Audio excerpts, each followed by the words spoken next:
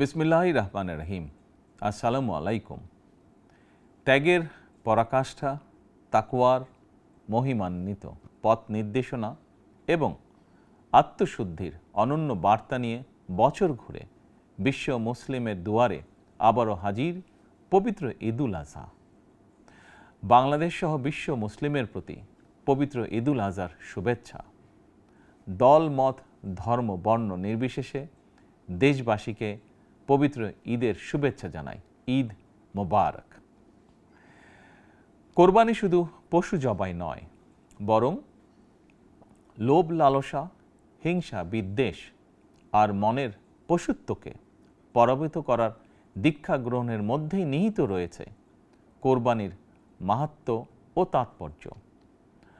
আল্লাহর শ্রেষ্ঠত্ব ঘোষণা করে নিজেকে আল্লাহর কাছে সমর্পণের এই উৎসব আমাদেরকে ত্যাগের মহিমায় উদ্ভাসিত করবে, সত্য সুন্দরের দিকে ধাবিত করবে।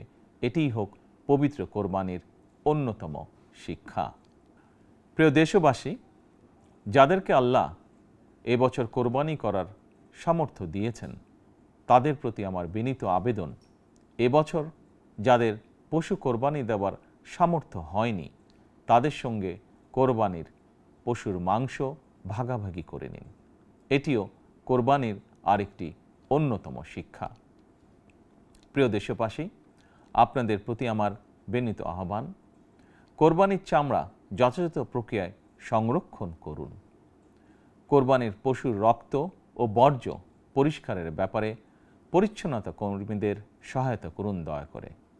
যথাসম্ভব নিজেরাও পরিচ্ছন্নতা অভিযানে অংশ নিন সম্ভব হলে, যাতে কোরবানির দিনই সংশ্লিষ্ট স্থানগুলো পরিষ্কার পরিচ্ছন্ন করে ফেলা যায়। পবিত্র ঈদে কায়মনোবাক্যে আল্লাহর দরবারে প্রার্থনা, তিনি যেন আমাদের মাতৃভূমিসহ সমগ্র মুসলিম বিশ্ব ও মানব জাতির জন্য শান্তি, নিরাপত্তা ও স্থিতিশীলতা দান করেন। একই সঙ্গে আমি বিশ্ব জুড়ে শান্তি, সম্প্রীতি এবং নিরাপত্তার জন্য মহান আল্লাহ রাব্বুল আলামিনের দরবারে প্রার্থনা করছি।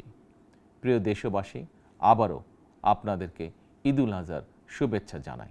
ঈদ মোবারক।